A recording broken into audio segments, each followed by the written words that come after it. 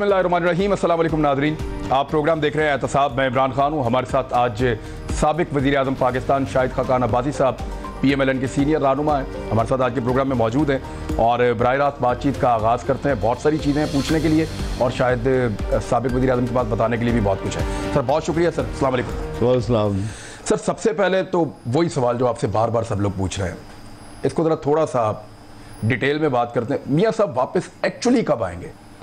मियाँ साहब वापस आएंगे इलाज करवा कर। दूसरी जो चॉइस है वो मियाँ साहब की अपनी है कि वो इलाज ना करवाएं और वापस आ जाएं। नहीं, मियाँ साहब को एक्चुअली प्रॉब्लम इलाज वाला ही रह गया था। जी, इलाज का और कोई मसला नहीं है। देखें, बरतानिया में नवाज शरीफ साहब ने वीज़ा अप्लाई किया जी, उनके होम डिपार्टमेंट को, अब वहाँ पे तो नहीं चलता पाकिस्तान वाला निज़ाम, और उस पर आप लोगों को ट्रस्ट भी है, वहाँ के अस्पतालों पे, वहाँ के कानून के निज़ाम के ऊपर, बल्कि उसकी मिसालें भी देते हैं आप लोग, बाकी लोग भी देते हैं, पीपल्स पार्टी भी देती है, PTI भी देती है। तो वहाँ का निज़ाम मियाँ साहब को वीज़ा नहीं देता मेडिकल ग्राउंड के ऊपर। वो ये कहता है कि उनको ठीक नहीं लगती मियाँ साहब की ये अपील कि वो बीमार हैं और यहाँ पे इलाज करवाना चाहते हैं। जब वो रिजेक्ट कर देता है तो आप कैसे मान सकते हैं फिर? जी, मेरे और आपके कहने पे नहीं होता, वो हकाइक पे होता है। वहाँ के जो निज़ाम है उसमें वीज़ा एक्सटेंशन, विजिट वीज़ा की एक्सटेंशन जो है वो सिर्फ दो तरीक़ों से होती है। एक, आपकी तालीम हो रही हो और उसमें कुछ अरसा रह गया हो, ठीक है, वो कहते हैं कि हम आपके एक्सटेंशन नहीं करते, लेकिन आप जब तक पढ़ते हैं पढ़ते रहें और जब जाएंगे तो हमें आगाह कर दें। क्योंकि बरतानिया उन चंद ममालिक में से है जहाँ से जब आप मुल्क छोड़ते हैं तो बराह रास्त हुकूमत की इमिग्रेशन नहीं होती। ये उन चंद ममालिक, वहाँ से जब आप मुल्क छोड़ते हैं उनके और तरीके हैं पता करने के कौन गया या नहीं गया, लेकिन आपके पासपोर्ट में मोहर नहीं लगती, कोई इमिग्रेशन का दफ्तर नहीं होता जहाँ से। दूसरा तरीका ये है कि अगर आप अस्पताल में एडमिट हों, अस्पताल में आप एडमिट हों तो वो कहते हैं ठीक है आप अस्पताल में एडमिट हैं, हम एक्सटेंशन नहीं देते, आप इलाज करवाते रहें अस्पताल में रहकर और जब ये इलाज ख़त्म हो जाएगा आप चले जाएं, हमें कोई इतराज़ नहीं। मियाँ साहब चूँकि अस्पताल में एडमिट नहीं थे, दोनों कैटेगरीज में नहीं आते जी, अस्पताल में एडमिट नहीं थे और मुमकिन नहीं था क्योंकि कोविड था, तो इसलिए वो एक्सटेंशन नहीं हुई। तो अब भी उनका निज़ाम इस तरह का है कि वो उनको पता है कि इनका इलाज होना है, इसलिए वो अपील गई हुई है और वो अपील मेरा ज़ाती ख्याल है बरकरार रहेगी। सर, मुबैना तौर पे मियाँ साहब से कुछ मेडिकल डॉक्यूमेंट्स मांगे गए थे जो मियाँ साहब प्रोवाइड नहीं कर सके। नहीं, ऐसी बात नहीं है, मेरा नहीं। लैब रिपोर्ट्स मियाँ साहब क्यों नहीं अभी तक दिखा पाए? कौन सी लैब रिपोर्ट? एक्चुअली मियाँ साहब अपनी जो भी मेडिकल रिपोर्ट जमा करवाते हैं वो एक डॉक्टर का सर्टिफिकेट होता है जिसमें वो एक एडवाइस होती है डॉक्टर की कि मेरे पेशेंट हैं, बीमार हैं, ये पाकिस्तान इनको भी ट्रेवल ना करवाया जाए, इनकी जान खतरे में है। नहीं, ये नहीं एक्चुअली तो डॉक्टर लॉरेंस ये बात करते हैं, उसे पूरा लिखा हुआ है कि इनको ये बीमारियां हैं, ये उसका इलाज है एग्जैक्टली, और ये होगा। वहाँ लैब रिपोर्ट्स, इसमें अब उसकी गुंजाइश, लैब का जो मामला था वो स्टेबलाइज कर दिया उन्होंने, जो उनकी यहाँ से जब गए हैं जो प्लेटलेट्स के इशू थे, दीगर इशूज थे, वो उन्होंने स्टेबलाइज कर दिया है, वो इलाज उनका हुआ, स्टेबल हो गए। अब स्टेबलाइजेशन के बाद ये 3 प्रोसीजर्स होने हैं। सर, एक्चुअली लैब ही तो साबित करती है कि आदमी कितना बीमार है। नहीं, सिर्फ लैब नहीं, आपकी ECG आपका बताती है कि आपके दिल की क्या प्रॉब्लम है। नहीं, आपकी जो ब्लड रिपोर्ट्स हैं वो बताती हैं कि प्लेटलेट्स कहाँ पे हैं। जी, वो तो स्टैब्लिश्ड है ना, उनका जो दिल का मामला तो स्टैब्लिश्ड है, उसमें कोई दो राय तो है नहीं, ठीक है, कि दिल का कोई इशू है या नहीं है, वो तो स्टैब्लिश्ड है कि है, उसको वो प्रोसीजर होना है। दूसरा, जो शरियाने हैं जो ब्लड लेकर दिमाग तक जाती हैं, उनकी भी इशू है, वो भी सर्जरी होनी है। और एक तीसरा है, मुझे उसका नाम याद नहीं, एक तीसरा प्रोसीजर भी है। तो ये तीनों प्रोसीजर होने। तो सर, ये बहस क्यों शुरू हो जाती है थोड़े अरसे के बाद? आपकी पार्टी में कोई स्टेटमेंट दे देता है खड़ा होकर, मियाँ साहब आ रहे हैं, अगले महीने आ रहे हैं, इस महीने आ रहे हैं, अगर मुझे ये वाली गारंटी मिले तो मैं आज शाम को बुला लूँ, उनकी साहबजादी ने कहा। कोई स्टेटमेंट नहीं देता, आप सवाल करते हैं, हम जवाब दे देते हैं, जो हमारी उस वक्त सोच होती है उसके मुताबिक। सर, वो तो खिताब के अंदर स्टेटमेंट दे दिया। खिताब के अंदर नहीं, सवाल हुआ था तो उन्होंने जवाब दे दिया। मरियम बीबी ने आज से 4 महीने पहले की बात। नहीं, मैं बात कर रहा हूँ अयाज सादिक साहब की। जी, अयाज सादिक साहब ने भी बात कर दी है जो उनकी सोच में था।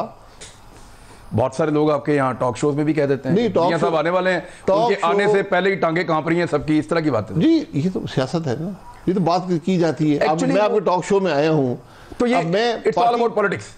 नहीं, पॉलिटिक्स नहीं है। अगर आपने डायरेक्ट सवाल किया कि मियाँ साहब की बीमारी क्या है, उसका इलाज क्या है, मैंने आपको बता दिया, ये रिकॉर्ड पर बेस्ड है। ठीक है, आप मुझसे कोई किसी कॉन्टेक्स्ट में सवाल करेंगे मियां साहब कब आएंगे, क्यों नहीं आ रहे, मैं बताऊंगा आ जाएंगे, 20 तारीख को आ जाएंगे।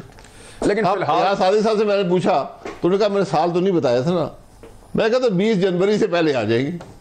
मतलब ये एक उस हवाले से बात की जाएगी। नहीं, अगले महीने में लेने जा रहा हूं और जनवरी में वापस आ जाएंगे मियां साहब। ये एक बात की है उन्होंने, सादिक साहब ने। तो मियां साहब के आने का उनका अपना कोई इरादा नहीं है जहां तक आपके पास इंफॉर्मेशन है? मियां साहब का हमारा मशवरा ये है, और रसूली तौर पे इलाज करवा कर आना चाहिए क्योंकि सीरियस इश्यूज हैं। उसके बाद मियां साहब अगर फैसला करते हैं कि मैं इलाज कराए बगैर आ जाता हूँ, ये उनका फैसला है। वो मैं और आप ना वो फैसला करने की पोजीशन में हैं, ना हम उनको रोक सकते हैं, ना हम उनको फोर्स कर सकते हैं। बिल्कुल ठीक है, उनका अपनी सवाबदीद है, ये उनकी अपनी मर्जी है, वो अपने आप को रिस्क में डालते हैं नहीं डालते। ठीक, बिल्कुल ठीक है। उनकी आमद का आपको नहीं लगता कि आपकी पार्टी जब बार बार इस तरह के स्टेटमेंट्स देती है तो एक मजाक बन जाता है और एक ऐसी डिस्कशन शुरू हो जाती है जो उनकी बीमारी का मजाक उड़ाने के मुतरादिफ है? जी, वो तो सारे ही उड़ाने हैं। टीवी टॉक शो में इस बात की गुंजाइश नहीं होनी चाहिए कि हम एक शख्स की सेहत के बारे में डिस्कशन करें, क्योंकि हम इन्फॉर्म नहीं है पूरी तरह, ना आप है ना मैं हूँ। लेकिन यहाँ सवाल होते हैं, हर आदमी अपनी बिसात वाला जवाब दे देता है। ये डिस्कशन शुरू तो तब होती है ना जब कोई कहता है उठ के वो आ रहे हैं। नहीं, उठ के नहीं कहता, सवाल पूछते हैं ना। अच्छा, अब सवाल मैंने भी आते वो कहते हैं हाँ वो आ जाएंगे, जल्दी आ जाएंगे। मैंने भी आपसे आते ये पूछा, हुकूमत ने 9 रुकनी एक बोर्ड बना दिया है जी, वो ये पता करना चाहते हैं कि मियां साहब की रिपोर्टों का जायजा लिया जाए और पता किया जाए कि कहाँ पे, और ये बना है तकरीबन मियां साहब के जाने के 2.25 साल के बाद। जी, आप मुतमईन है बोर्ड ठीक काम करेगा? मियां साहब के बारे में क्या करना है, रिपोर्ट उनके सामने उसको पढ़ लें। बोर्ड का क्या है, ये मकाम है, बोर्ड यहाँ बैठा है, पेशेंट वहां पे है। कंपैरिजन करने के लिए कोई रिपोर्ट भी नहीं है। देखिए, पाकिस्तान में जब मियां साहब थे तो उनकी तमाम खबरें लैब रिपोर्ट्स के ऊपर चल रही थी कि आज इतने प्लेटलेट्स हैं, आज फलां रिपोर्ट यहाँ पे आ गई है, ये फलां चीज़ इतनी हाई है, ये इतना लो है, हर चीज़ चल रही थी।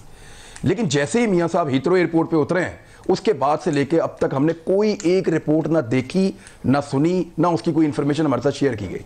जी, ना ही रिपोर्ट है। जब यहाँ से गए हैं, लाइफ को थ्रेट था और बड़ा सीरियस थ्रेट था। 4 बोर्ड इस हुकूमत ने बनाए, मैंने नहीं बनाए, शौकत खानम से लोग भेजे। एग्जैक्टली, ठीक है। उन चीज़ों चारों ने कहा कि लाइफ को थ्रेट है। जो इंडिकेटर्स हैं, जो लैब रिपोर्ट्स हैं, वो लाइफ को थ्रेट बताती हैं। इस वजह से यहाँ से गए, वहाँ गए, उनका इलाज किया गया, उस तमाम उनको स्टेबलाइज किया गया। इसमें कई महीने लगे। उसके बाद सर्जरीज होनी थी, वो सर्जरीज नहीं हुई। अब वो बात भी करते हैं, खाना भी खाते हैं, चहलकदमी भी करते हैं, टेलीफोन पे भी बात करते हैं, स्पीच भी कर देते हैं जूम पर। तो वो सब चीज़ें हैं, वो ज़िंदगी गुजार रहे हैं। एक हुकूमती तर्जुमान ने तो यहाँ तक कहा कि ये पता करना पड़ेगा कि वो खून किसका था जो लेबॉर्ट्री में भेजा जाता था, और इसकी हम इंक्वायरी कर रहे हैं। जी, करें ना। अब आप क्या कहें? जी, सो बिस्मिल्लाह। नहीं, सो बिस्मिल्लाह। तो ये तो गवर्नमेंट कह रही है, जिन्होंने खुद टेस्ट करवाए थे। जी, मैं यही कह रहा हूँ ना, ये तो हुकूमत की हालत है। चारों टीमें इनकी, शौकत खानम की टीम भी आई। अब कहते जी देखिए, ये वो खून ही मियां साहब का नहीं था। ये 18 मैंने एक दिन गिने थे, 18 लोग हैं SAPM एडवाइज़र फलाने ढींगे, जिनका काम सिर्फ टीवी पर आकर झूठ बोलना है। तनख्वाह हुकूमत से लेते हैं, पाकिस्तान के अवाम से लेते हैं, और सिर्फ काम है झूठ बोलना। ये हुकूमत होती है। पंजाब हुकूमत और वफाकी हुकूमत के अंदर 18 लोग हैं जो सिर्फ प्रेस स्टेटमेंट्स देते हैं। मियां साहब हीथ्रो एयरपोर्ट पे उतरे थे तो उस वक्त उन्होंने जो जाके वहाँ पे पहले प्लेटलेट्स के टेस्ट करवाए थे, तो कुछ पाकिस्तानी डॉक्टर्स और इंडियन डॉक्टर देवर वेटिंग के मियां साहब आ रहे हैं और उनका प्लेटलेट्स बहुत ज़्यादा उनके प्लेटलेट्स डाउन है। तो उन्होंने जब वो रिपोर्ट्स देखी मियां साहब की, तो उसमें प्लेटलेट्स बिल्कुल नॉर्मल थे उतरते ही। ये जो जादू हुआ ना प्लेटलेट्स में, वो रिपोर्ट आज तक ऐसी क्लासिफाइड रिपोर्ट का मुझे इल्म नहीं है, यकीन करें, ना ही ऐसी कोई रिपोर्ट है। आपको पता नहीं है? लेकिन ना पता है, ना ऐसी है। ऐसी होती तो जरूर आज टीवी की जीनत बन चुकी होती। क्लासिफाइड है ना सर? फिर क्लासिफाइड कहाँ पे क्लासिफाइड है? क्लासिफाइड से पता कैसे है लोगों को? फिर स्पेकुलेशन क्यों कर रहे हैं? वो तो जिस बात का इल्म ना, डॉक्टर को गैब का इल्म जानते हैं। नहीं, वो तो रिपोर्ट देख के ही बताएंगे ना। तो रिपोर्ट फिर क्यों स्पेकुलेशन क्यों कर रहे हैं कि वो बिल्कुल नॉर्मल थी? नॉर्मल नहीं, मैं कहता हूँ बिल्कुल नॉर्मल नहीं थी। मियां साहब जब गए तो एग्जैक्टली वहां पे ऐसी रिपोर्ट ये रिपोर्ट थी। 2 दिन में बदलती नहीं है, 2-4 हज़ार पॉइंट्स ऊपर नीचे जा सकती है, इतनी जाएगी। मार्च से पहले मियां साहब की वापसी के इम्कानात का इजहार किया जा रहा था कि ये लॉन्ग मार्च, ये हुकूमत, ये अपोजिशन का सारा मोमेंटम ये इसलिए बन रहा है कि मियाँ साहब के आने के इम्कानात बहुत बढ़ गए हैं। इन दो चीज़ों को जोड़ के देखना चाहिए या अलग अलग? नहीं, इनका कोई ताल्लुक नहीं आपस में। सेहत और सियासत अपनी जगह पर है। इसका फैसला कि सियासत करनी है सेहत के नुकसान पर, यह फैसला मियाँ साहब कर सकते हैं, गौर नहीं कर सकता। बस मियाँ साहब ही करेंगे। ये फैसला मियाँ साहब का है। सेहत उनकी है, ज़िंदगी उनकी है, ये फैसला वही करेंगे कि ठीक है मैं इलाज नहीं कराता, मैं जाके सियासत करूँ। पार्टी में कोई डिमांड होती है कि मियाँ साहब आ जाएं? बिल्कुल डिमांड नहीं है, कोई नहीं चाहता, कोई डिमांड नहीं। हमारा बिल्कुल बड़ा वाज़ेह उनको मशवरा है कि इलाज करवा कर आए, इससे पहले वापस ना आए। बिल्कुल मत है। अगर वो बीमारी रहते हैं और इलेक्शन आ जाते हैं, उनका इलाज मुकम्मल नहीं होता, तो इलेक्शन के लिए आएंगे, आप क्या सजेस्ट करेंगे या वहीं पे रहें? ये मैं फिर भी सजेस्ट करूंगा कि इलाज करवा कर आएं, लेकिन फैसला उनका है। पार्टी के लीडर वो हैं, वो फैसला वो करेंगे। सर, अपोजिशन के एहतजाज की तरफ आ जाए, आपको लगता है अपोजिशन को जो करना चाहिए था वो कर पाई है? बिल्कुल, इतनी पार्लिमानी निज़ाम में यही अपोजिशन होती है। सर, मीडिया और बाकी लोग तो सब ये कह रहे हैं कि इससे अच्छी अपोजिशन मिल ही नहीं सकती किसी को। नहीं, मीडिया और क्या अपोजिशन क्या करती है, मुझे बताएं ना। कुछ नजर नहीं आया हिलचुल अभी। नजर जो नहीं दिसंबर आया। का महीना था वो महंगा तरीन महीना था जी, महंगा और उसमें हमें कहीं आप लोग पब्लिकली नजर नहीं आए। 6 प्रेस कॉन्फ्रेंसेज मैंने खुद की हैं महंगाई पर, कम से कम 20 प्रेस कॉन्फ्रेंसेज हुई हैं महंगाई पर पिछले 3 महीने में। हर इशू बताया गया है, उसकी वजूहात बताई गई हैं, उसके हल बताए गए हैं। पार्लिमान मफलूज है, इसके बावजूद वहाँ पर तकारीर हुई हैं जितनी हो सकती हैं। जो यहाँ तो सियासी ताकत का मुजाहरा तो सर प्रेस कॉन्फ्रेंस में नहीं होता ना। नहीं, सियासी ताकत आप किसको समझते हैं? पब्लिक को जी। पब्लिक गैदरिंग कितने की? आप एक दिन 1 लाख की गैदरिंग कर लेंगे, क्या उससे मसला हल हो जाएगा? उससे एक प्रेशर जनरेट। तो प्रेशर नहीं, कोई प्रेशर नहीं होता। प्रेशर किस बात का होता है?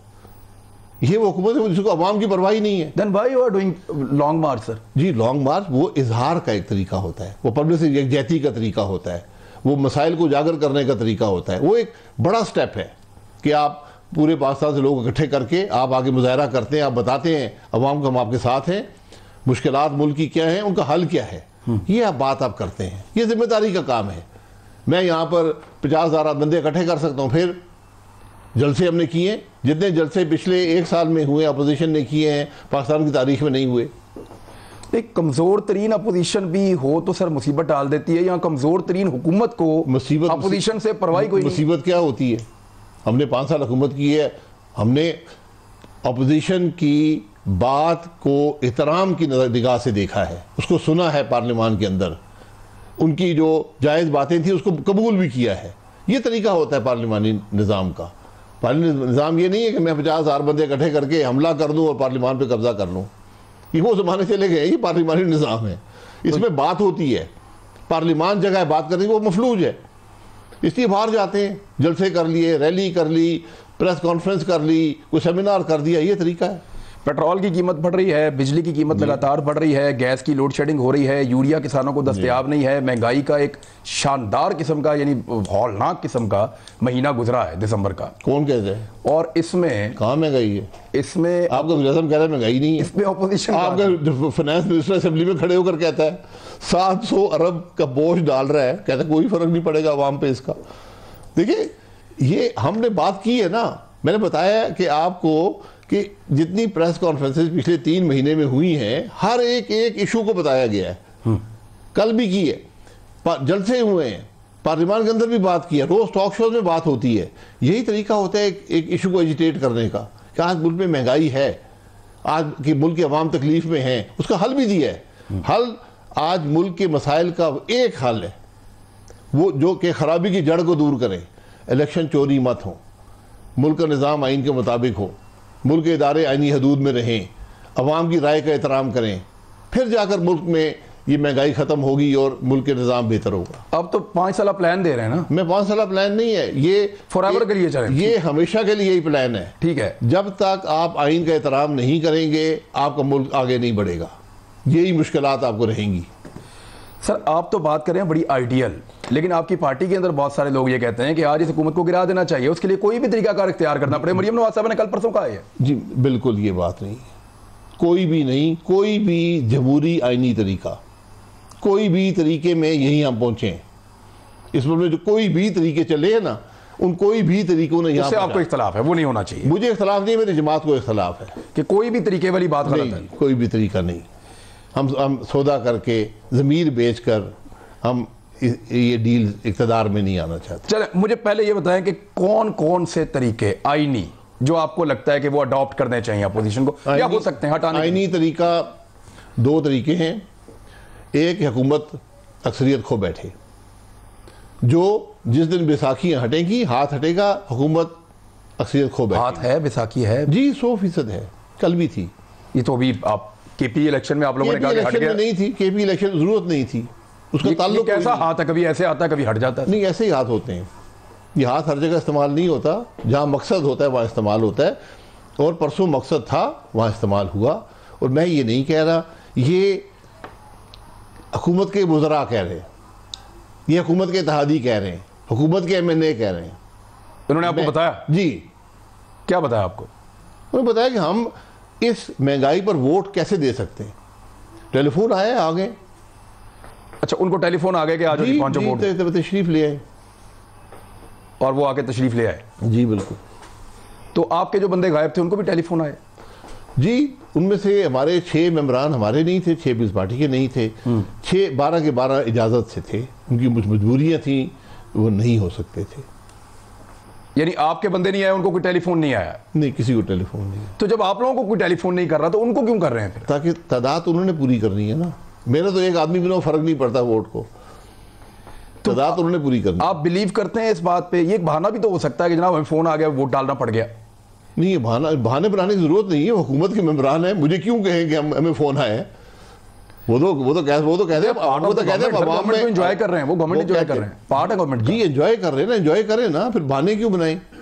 एंजॉय कर रहे हैं। वो कहते हैं हम अवाम में जाने के काबिल नहीं है, हमें लोग जूतियां मारते हैं, महंगाई इतनी हो गई है कि लोग बर्दाश्त नहीं कर सकते, हमें इलेक्शन में वोट नहीं पड़ेगा, हमारी सियासत खतरे में है।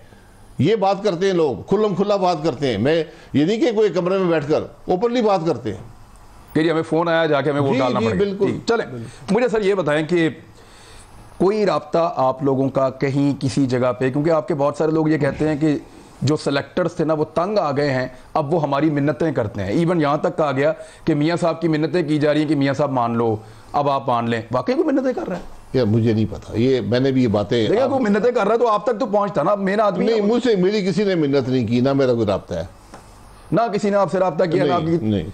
तो कौन है जिसकी मिन्नत करते हैं? जो आपको बताते हैं सर। वो तो मैं यही कह रहा हूँ, तो मैं आपके और उनके कद का बहुत फर्क है। नहीं, वो जो लोग कहते हैं कि मेरा कद 6 फुट 4 इंच है, सियासी कद की बात कर रहा हूँ जी। यानी अगर कोई मियां नवाज शरीफ के बाद बात करेगा उनके खानदान से बाहर, तो ये आपको ढूंढेगा या 2 बंदे और हैं उनको ढूंढेगा? मुझसे किसी ने बात, तीसरा बंदा तो है। आप हल्फिया बयान लिख लें, यहाँ पर स्टाम्प पेपर ले, साइन कर देता हूँ, कोई बात नहीं हुई। ये जो तासुर बनता है कि एस्टेब्लिशमेंट अब नून लीग की तरफ देख रही है, ये गलत है।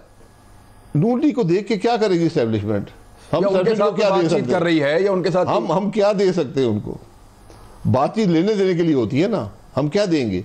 सर देखें ना, जो भी पार्टी पॉपुलर हो रही होती है या आने वाली होती है, उसके साथ फिर ताल्लुकात तो तैयार हो जाते हैं, आप भी जानते हैं। जी, ताल्लुकात, ये तो पाकिस्तान में ऐसे ही होता है। आइन के अंदर रहकर हर किस्म के ताल्लुकात बिल्कुल दुरुस्त हैं, होने भी चाहिए, लेकिन आइन से बाहर जाकर ताल्लुकात। इज देयर एनी डिस्कशन किस बात पे? किसी भी लेवल के ऊपर? मुझे किसी डिस्कशन का ना मैं हिस्सा हूं, ना मुझे इल्म है। सर मोहम्मद जुबैर साहब तो मान रहे थे ना, मुलाकातें भी हो रही हैं मेरी और वो याद होगा। जुबैर साहब की होंगी, मेरी नहीं है, ना मुझे इल्म है। आपकी पार्टी की ये पॉलिसी भी नहीं है? नहीं, हमारी पॉलिसी नहीं है। हमने ओपनली कह दिया है कि जो बात होनी, मियां नवाज शरीफ साहब से कोई मिल भी नहीं रहा? मेरा नहीं ख्याल। उनके सामने कोई प्रपोजल भी नहीं रखा गया? किस बात का प्रपोजल? कि इस तरीके से मियां साहब का मौक़िफ़ बड़ा सीधा है कि निज़ाम आइन के मुताबिक हो, ये हुकूमत घर जाए, मुल्क को फौरी और शिफाफ इलेक्शन हो, ये सारी बात है। अब जावेद लतीफ़ साहब फरमा रहे थे पाकिस्तान के खैर ख्वाह बैनुल-अक़वामी राब्ते शुरू हो गए हैं, वो राब्ते में आ गए हैं मियाँ साहब के साथ, और मियाँ साहब को जो है वो दोबारा वो मुतहर्रिक हो गए हैं, मियाँ साहब वापस आ जाएंगे। कुछ सहाफ़ी यहाँ तक लिख रहे हैं कि मियाँ साहब के केसेस भी टीवी खत्म होने वाले हैं। टीवी टॉक शो में बात हम ना करें, फिर क्या आपका माल कैसे बिकेगा? सर माल भी तो बेचना है ना, हमने बेचना है। देखिए अभी आप फिर अगर माल ही बेचना होता आप यहाँ भी बेच देते जी। अब आप तो मुझे साफ बात बता रहे हैं कि हमारा कोई राब्ता नहीं, कोई राब्ता नहीं है, ना राब्ते की जरूरत है। अब यानी माल ही बेचना तो आप यहाँ बेच जाते हैं सर फिर। मैं वो ये कह रहा हूँ, देखिए हर शख्स अपने तरीके से बात को बयान करता है, उसका अपना एक स्टाइल होता है, उसका अपनी एक तरीका होता है। तो नहीं देखें, फिर इसका मतलब ये है कि आपकी पार्टी की जितनी मर्जी मियां साहब ने ग्रूमिंग की है कि आपने एस्टेब्लिशमेंट को पॉलिटिक्स से दूर रखना है, ये मियां साहब ने किया, लेकिन आपकी पार्टी की इतनी ग्रूमिंग हो नहीं पाई। आज भी आपकी पार्टी के लोग बड़े फख्र से ये बताते हैं, चाहे उनको झूठ भी बोलना पड़े, कि जनाब हमारी बातचीत चल रही है, बेफिक्र हो जाए, हम आ रहे हैं। और वो जो ताकतवर हल्के हैं जिनके पहले हमारे साथ ताल्लुकात अच्छे नहीं थे, अब वो हमसे माफी तलाफी करके हमारे साथ वापस जुड़ रहे हैं। ये सर क्या था? मैं यही कह रहा हूँ ना कि हमारे मुल्क का निज़ाम इस नहज पे पहुंच गया है कि आज हम फख्र से कहते हैं कि हमारे जिस एस्टेब्लिशमेंट से बात हो रही है, हाँ जी, और आप भी बड़ी खुशी से सुनते हैं, हाँ आपको बाद में जान है। हाँ। तो जिस दिन ये जान आना बंद हो जाएगी, जब मैं फख्र से कहना छोड़ दूंगा हाँ एस्टेब्लिशमेंट मुझे देख रही है, तो उस दिन मुल्क के हालात बेहतर होंगे।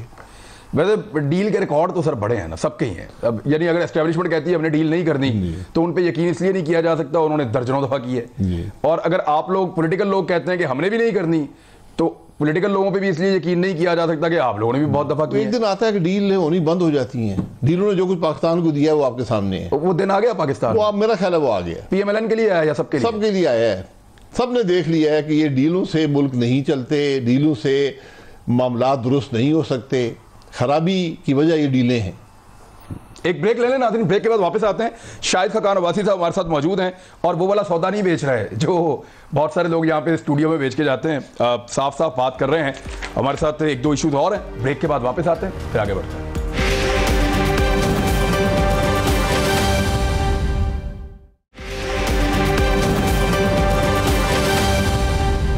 वेलकम बैक नाज़रीन। साबिक वज़ीर आज़म पाकिस्तान शाहिद खाकान अब्बासी साहब हमारे साथ मौजूद हैं। सर बहुत शुक्रिया वंस अगेन। मुझे ये बताएं कि बयानिया क्या है?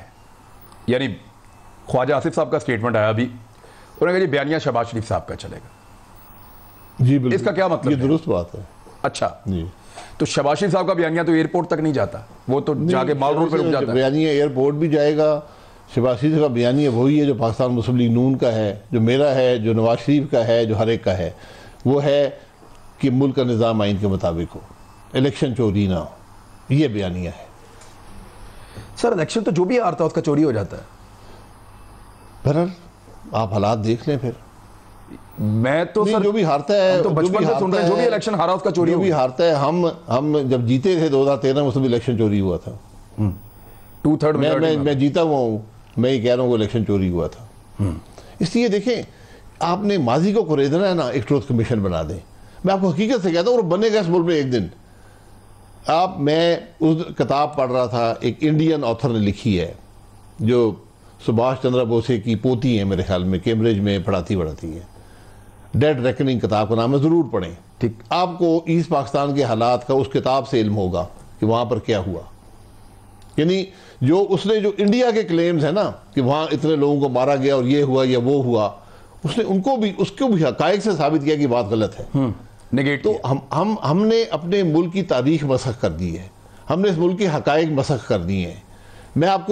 मैं 1985 से इलेक्शन में हिस्सा ले रहा हूँ।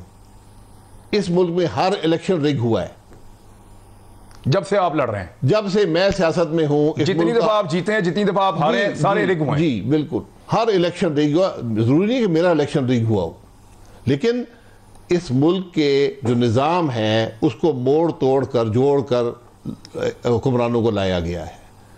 ये इस मुल्क में हुआ है कि जो हुकूमतें आई हैं वो अवाम की नुमाइंदगी के लिए नहीं आई, उनको ख़ास मकसद के लिए लाया गया। और वो आज इसमें मियां साहब की 3 हुकूमतें भी शामिल हैं। इसमें जो हुकूमत आई है, मैं इसलिए कहूँगा उसके मुहर्रकात जो हैं कि क्यों आई, उसने क्या किया, कैसे आई, वो जब ट्रूथ कमीशन बनेगा तो आपके सामने मामलात आ जाएंगे। इस वक्त तक इस कम से कम 85 से आगे का जो दौर है वो लोग जिंदा हैं। तो मेरा ख्याल है कि अगर ये जल्दी ये ट्रूथ कमीशन बन जाए, जिसमें किसी को सज़ा देना मकसूद नहीं है, किसी की हद तक मकसूद नहीं है, किसी इदारे पर इल्ज़ाम लगाना नहीं है, कम से कम पाकिस्तान के अवाम को इल्म हो जाएगा कि यहाँ हुआ क्या है। सर देखें, अब जितने वज़ीर आज़म पाकिस्तान में हटाए गए हैं इलीगली, उनमें ज़्यादातर के खिलाफ अगर मियाँ साहब वो नहीं थे, उनमें से अगर 3 दफ़ा तो मियाँ साहब ही हटे ना, उसके अलावा जो हटाए गए हैं उसके पीछे मियाँ साहब थे, मियाँ साहब उनके खिलाफ एहतजाज कर रहे थे, पूरा चढ़े हुए थे मियाँ साहब, चाहे यूसुफ गिलानी हो चाहे और भी हो। दो दफा अपोजिशन में थे मियाँ साहब, उन्होंने पूरी कोशिश की। बेनजीर भुट्टो साहब को 2 दफा हटाया गया, 2 दफा हटाया गया, 2 दफा मियाँ साहब को भी हटाया गया, 3 दफा हटाया गया, यूसुफ गिलानी साहब को हटाया गया, मियाँ साहब फिर साथ थे। जी साथ की बात नहीं होती। देखिए साथ की बात में इसलिए कह रहा हूँ, हकाइक पर हम डिबेट करते रहे ना, हकाइक वो नहीं है जो आपको सामने नजर आते हैं, हकाइक उससे बड़े मुख्तलिफ हैं और बड़े ताल्लुक हैं, और उसका सबूत जो है। हम देख रहे थे कि जब पीपल्स पार्टी की गवर्नमेंट थी तो मियाँ साहब काला कोट पहन के अदालत चले जाते हैं, तो और सारे जमहूरियत पसंद कहते हैं कि मियाँ साहब ये क्यों किया आपने? नहीं, कोई गैर कानूनी बात तो नहीं है अदालत जाना। नहीं, गैर कानूनी नहीं है ना, फिर क्या? लेकिन गैर सियासी है। नहीं, गैर सियासी भी नहीं है सर। देखें गैर सियासी क्या है? वो गैर जमहूरी, गैर सियासी ये है कि आप पीछे मिलकर साजिश करें, ये सियासत है। देखें आप सामने वो अदालत में गए देखने के लिए, क्या होता है अदालत में, क्या छुप कर तो नहीं गए?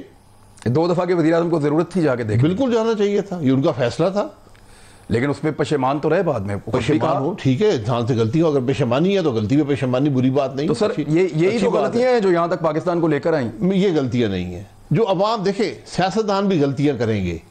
सियासतदान वो लोग हैं जिनका हर 5 साल में एहतसाब होता है। जब वो लोग गलती करने का कोई एहतसाब नहीं है, जो जवाबदेह नहीं है, हाँ।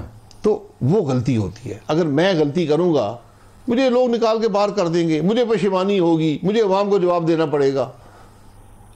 सवाल ये है कि जो लोग उम्मीद लगा बैठे हैं कि मियां नवाज शरीफ साहब ने अपना तरीकाकार बदल लिया है और अब वो जमहूरियत के खिलाफ किसी साजिश का कभी भी हिस्सा नहीं बनेंगे और कोई ऐसी गलती दोबारा नहीं दोहराएंगे जो माजी में वो करते रहे हैं। जी अल्लाह, तो माजी में जो गलतियां, मैं फिर ये कहूँगा ना, इन हकायक को हम कुरे देंगे तो फिर ट्रूथ कमीशन के जरिए कुरे दें।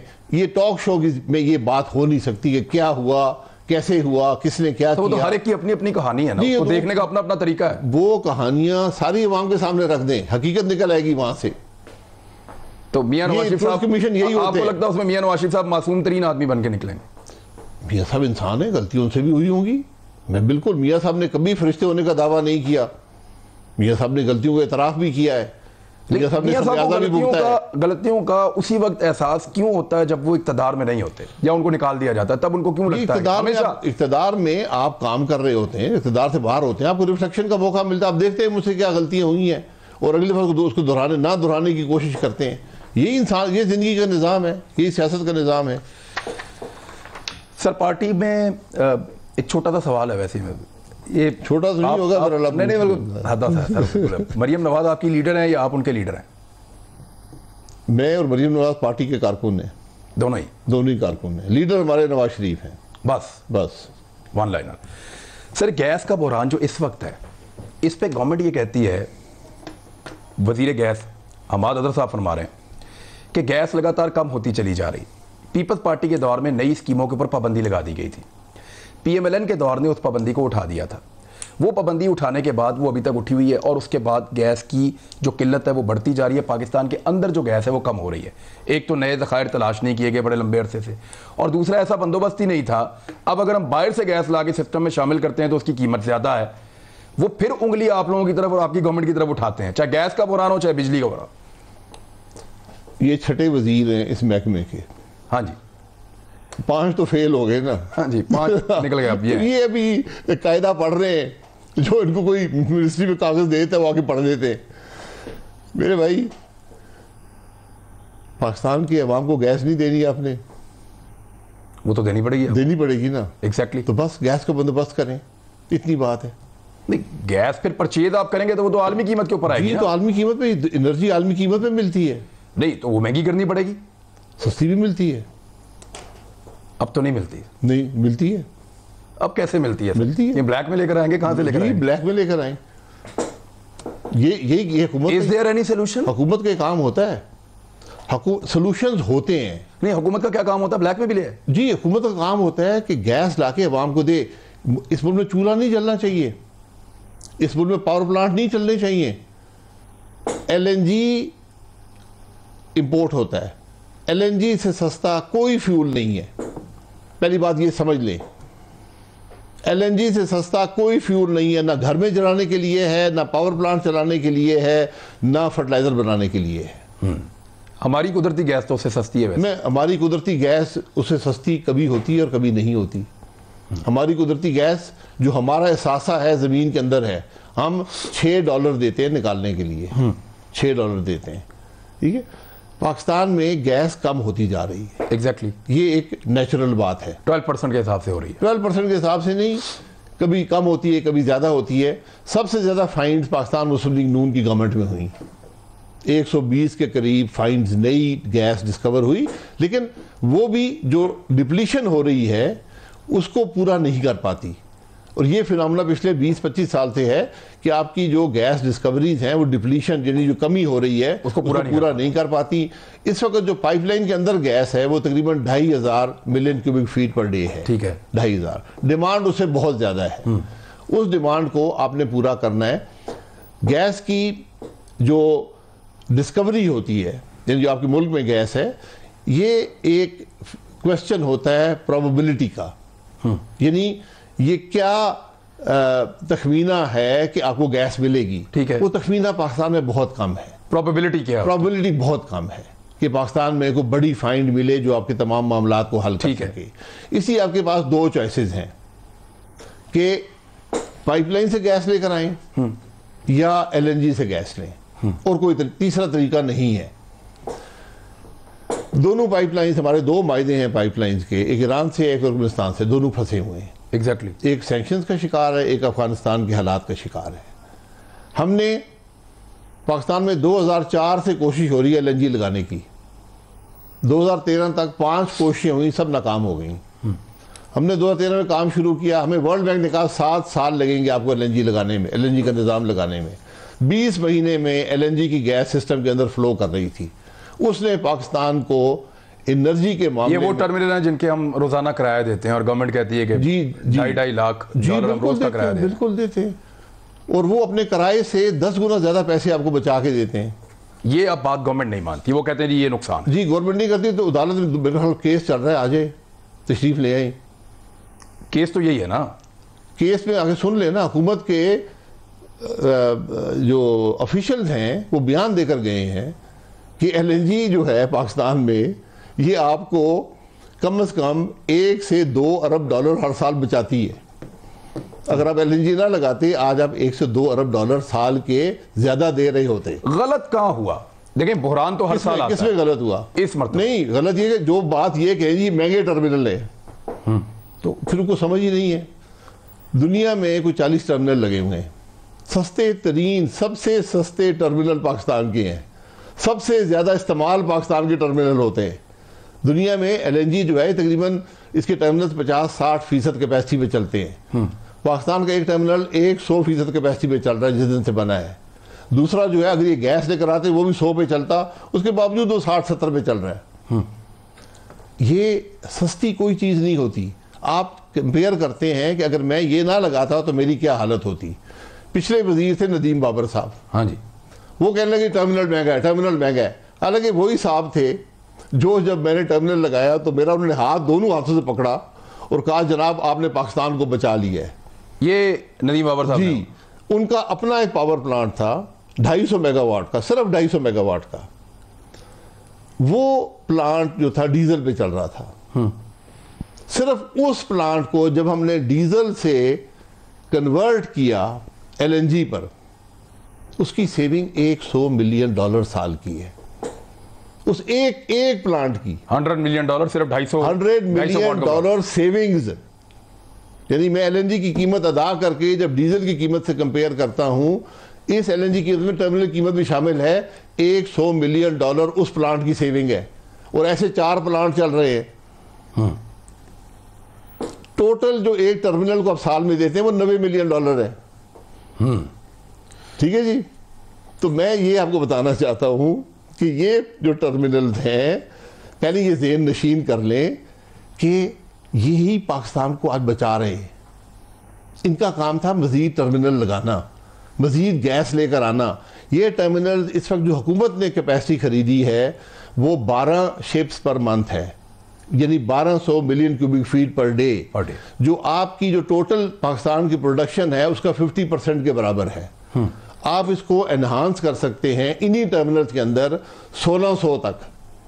यही टर्मिनल जी, क्योंकि एक 70% की तो कैपेसिटी आपका काम है कि आपको जो गैस चाहिए गैस खरीद लें और ले आए। फिर मैं आपको ये बताना चाहता हूँ, वजीर साहब तो कहते हैं कैपेसिटी नहीं है। मैं देखना, झूठ का मेरे पास जवाब नहीं है ना। या तो नालायक हैं या झूठे हैं, या दोनों हैं, या करप्ट भी हो, इसका मुझे पता नहीं है। करप्शन होती है तेल में। जो मुल्क LNG छोड़कर फर्नेस ऑयल इंपोर्ट कर रहा हो, उधर घपला होता 100% करप्शन है। घपला होता है उधर, बिल्कुल। काबीना का फैसला है कि इंपोर्ट नहीं होगी फर्नेस ऑयल। यहाँ फर्नेस ऑयल के शिप खड़े हैं और उसकी वजह से नवंबर के बिल भी बढ़े हैं। पाकिस्तान की रिफाइनरी बंद हैं। नवंबर के बिल भी उसकी वजह से बढ़े हैं। 4 पे 60 पैसे फी यूनिट बिजली बढ़ गई है, क्योंकि आपने गैस नहीं खरीदी। आपके पास, मैंने कहा, 12 शिप्स पर मंथ आपने खरीदे हुए हैं। हम 8 का मायदा किया हुआ था लॉन्ग टर्म, एक मायदा 5 साल का ख़त्म हो गया है, 7 के मायदे आज भी चल रहे हैं। आपने सिर्फ जब ज़रूरत हो 5 शिप खरीदने हैं एक्स्ट्रा। हाँ, उसका भी आप कर लें, मायदे कर लें, तो ये सब मसला। लेकिन टाइमली नहीं हुए ना, टाइमली नहीं, अब हम खुमियादा उसी का भुगत रहे हैं। टाइमली करें ना, टाइमली मेरा काम था, नहीं गवर्नमेंट का काम था। मैं यही ना। तो हमने तो 7 करके गए हुए हैं, जिसका हम मुझसे 10 दफ़ा तफ्तीश हो चुकी है। मैंने कहा यार मैं सारी जिम्मेदारी कबूल करता हूँ। मैं आज भी कहता हूँ कि जो मौजूदा वज़ीर हमाद अजहर साहब, कोई मामला है आप कंप्लेनेंट बने और नैब को भेजें। ठीक है, ये चलिए। आप में हिम्मत है तो कंप्लेनेंट बने नैब को भेजें। मैं एक और आपको बात बता दूँ, पिछले साल जब कोविड का ज़माना था, पाकिस्तान की हुकूमत को ख़त लिखा दुनिया के जो नंबर 2 ट्रेडर है, 3 बड़े ट्रेडर्स हैं, उनमें से एक ने, उसने कहा कि आप अपने जो कतर का कॉन्ट्रैक्ट है ये 3 साल के लिए मुझे दे दें। अच्छा। और मुझसे LNG $4.5 औसतन ले लें 3 साल के लिए, डॉलर्स में, not link to oil price. $4.5 कुछ भी नहीं था। हम अपनी गैस के पैसे $10। किसने ऑफर किया? आप रिकॉर्ड पे ले आए ताकि जी रिकॉर्ड पे खत मौजूद है, मैं आपको खत दे दूंगा। ट्रैफिक ज्यूरा कंपनी का नाम है, खत लिखा। उसने कहा आप ये 3 साल के लिए कतर के 5 शिप्स पर मंथ हमें दे दें, वही शिप आपके पास आएंगे, आपको हम $4.5 में देंगे। उनको क्या बेनिफिट था? उनको बेनिफिट ये था कि वो लॉन्ग टर्म हेजिंग करते हैं। ठीक है। वो यही शिप बाजार में 4 के खरीदते, 50 सेंट या जो भी सेंट, यहाँ 2 सेंट में भी पैसा बेपनाह बनता है। और आपके साथ मुआहदा कर रहे थे लंबा 3 साल का। ठीक है। 3 साल हमसे $4.5 की LNG ले लें, इजाफी भी नहीं इजाफी। अगर आप मार्केट में जाते आपको इससे कम कीमत मिलती, क्योंकि जब एक ट्रेडर कह रहा है कि मुझे ये कॉन्ट्रैक्ट दे दें, वो उसको हेज करके आपको सस्ता बेच देता, आपको यानी महंगा बेचता अपनी हेजिंग से। इसको आर्बिट्राज अपॉर्चुनिटी कहते हैं ट्रेडिंग टर्म्स में। अब अगर आप, इसका मतलब ये है कि मार्केट उस वक्त 3 साल के कॉन्ट्रैक्ट $4-4.5 के दरमियान बेच रही थी। आप जाते मार्केट में, आप खरीद लेते 3 से 5 साल के कॉन्ट्रैक्ट्स। आप आज भी जाएं 10 साल के कॉन्ट्रैक्ट पे, आपको 10 साल का कॉन्ट्रैक्ट 10 और 12% ऑफ ब्रेंट के दरमियान मिल जाएगा। वही शिप जो वो कतर के 4.5 3 साल के लिए ले रहे थे। आपने 13+ में लिया था। जी मैंने 13.37 में लिया था। एग्जैक्टली जी, कमोडिटी है ना, ऊपर नीचे जाता है। आज आप जाएंगे तो आपको शायद 12 साढ़े 12 में 15 साल का कॉन्ट्रैक्ट शायद मिल जाए, शायद महंगा मिले। जो शिप्स ये आपको $4.5 का दे रहे थे, वो आज $10.5 का आ रहा है। ठीक है। जो आपने अभी स्पॉट पे परचेज किए हैं वो $30 के हैं। हाँ। यानी इस वक्त जो कतर का शिप है 7 गुना ज्यादा बना, वो $30 मिलियन का एक शिप आता है। जो आपने जो वो ऑफर कर रहे थे आपको ये ट्रेडर्स कि वही शिप वो आपको $12 मिलियन और वो 3 साल के लिए बाउंड थे आप। जी 3 साल के लिए बाउंड थे, डॉलर फिक्स। ये आपका टाइम भी निकल जाता जी 18 × 5 यानी $90 मिलियन। और ये 2019 में आया लेटर, $90 मिलियन। 19 में 20 में लेटर आया जी 20 में आया, तो 2023 तक जी $90 मिलियन महीने का आपको वहां बच जाता। 3 साल में या आप हिसाब लगा ले, ये कोई $3 बिलियन बन जाते हैं। आपने जो अभी शिप लिए हैं इस महीने, एक $100 मिलियन का शिप आया है, इसका जवाब देना। और ये भी केस बनेंगे नैब के? इन पे कोई केस नहीं बनेगा। ये तो सारे जुड़े हुए हैं आपस में, केस क्यों बनेंगे? गवर्नमेंट बन जाते हैं। नालायकी पे केस अगर आपने बनाना है तो यहाँ तो हर रोज केस बनेगा। यहाँ आप हुकूमत आएगी तो इन चीजों का हिसाब नहीं मांगेंगे आप? यार काम करेंगे, हिसाब मांगेंगे। आपके पास दो चॉइसेस हैं, हिसाब मांगते रहें या काम करें। नहीं, दोनों काम आपने करने होते हैं, हर इदारा अपना अपना काम कर रहा वो काम नैब का, उसको करने दें, नैब को करने दें। यहाँ सारा मामला ये है, नैब को तो आप कहते खत्म ही कर दें। वैसे नैब को खत्म करना चाहिए। नैब तो वो काम कौन करेगा? कोई तो करेगा। नैब को मुल्क ने तबाह कर दिया। सर एक और चीज़ है, डेवलपमेंट है। इलेक्शन कमीशन ने गवर्नमेंट ऑफ पाकिस्तान से, even prime minister of Pakistan को लेटर उनका कि वो जगह वगैरह फ्राहम करें और इसको ऑपरेशनल करें ताकि जो ईवीएम मशीनें वगैरह वो रखी जाएं और फिर उसके ऊपर काम शुरू किया जाए। ईवीएम पाकिस्तानी इलेक्टोरल सिस्टम का फ्यूचर है। ईवीएम इस मुल्क में इलेक्शन के रहते सहते निज़ाम की भी तबाही है।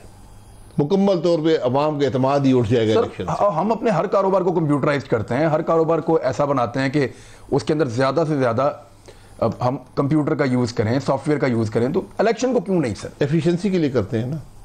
इलेक्शन एक एतमाद का निज़ाम है, इसमें सबसे बड़ी ज़रूरत है कि अवाम का एतमाद हो। आपके निज़ाम, आपने मशीन देखी है वैसे? जी मशीन देखी है आपने? मैंने ऐसी बहुत सी मशीनें ज़िंदगी में देखी हैं। ये मशीनें ख़त्म हो गई हैं। ये मशीनें आप वो हैं कि आप वो जो पुराने फ़ोन थे ना, नोकिया के आते थे इतने इतने फ़ोन, या कैलकुलेटर पुराना वाला जो है, जी पुराना 4 फंक्शन, ये 4 फंक्शन कैलकुलेटर है। ठीक है। अगर आपको वाकई इलेक्ट्रॉनिक निज़ाम चाहिए तो वो एक दूसरा निज़ाम दुनिया में मौजूद है। उसमें तो हैकिंग हो जाती है ना, इसमें 4 फंक्शन वाले में तो हैकिंग रोकना सबसे आसान काम है। आपको पता है ये अली पे क्या चीज़ है?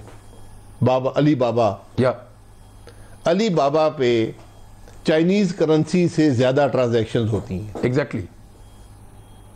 उनका एक पैसा भी कभी नुकसान नहीं हुआ। देवर सिस्टम सर। तो ये सिस्टम भी बनाना है ना, वही सिस्टम बनाना है जो हैक ना हो सके। अगर हैक होता तो रोज पैसा सबसे पहले हैक होता। आप तो उसको फिर ऑनलाइन ले जाना चाहते हैं ना सर। देखिए वो तो दुनिया के टॉप लोग हैं जो वो कर रहे हैं। अली बाबा दुनिया के अंदर वो भी अवेलेबल है, उन्हीं को यूज कर ले यार।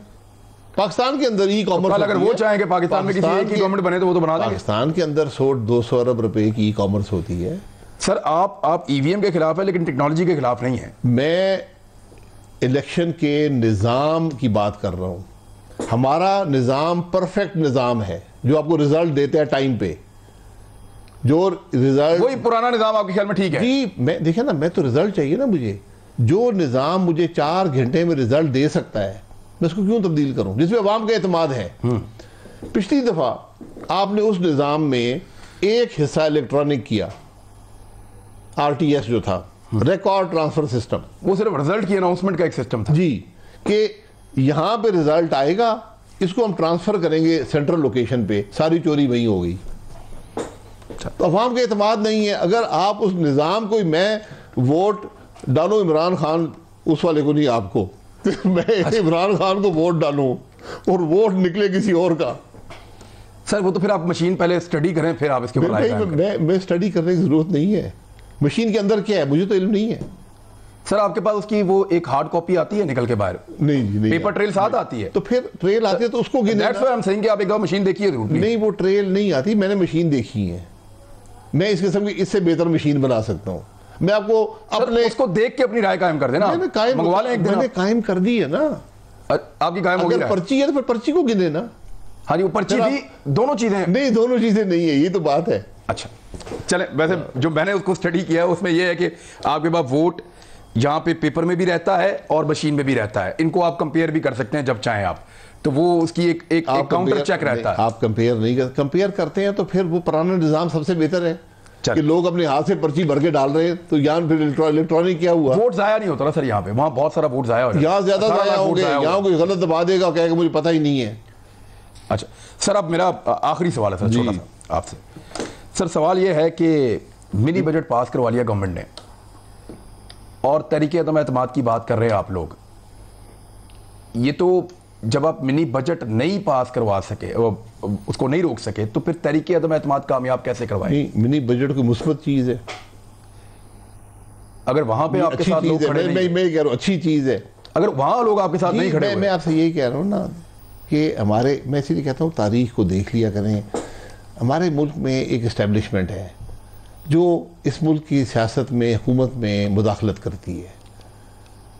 तो इस वक्त जो वोट हुआ है मिनी बजट पे, ये पूरा किया गया टेलीफोनों के जरिए, वरना ये कोई भी सियासी आदमी तो आपको लगता है कि एतमाद के वोट में ये नहीं पूरा किया जाएगा? अल्लाह करे, मैं कह रहा हूँ जिस दिन ये बैसाखी, नहीं हम ट्राई नहीं करेंगे, हम सियासतदान हैं।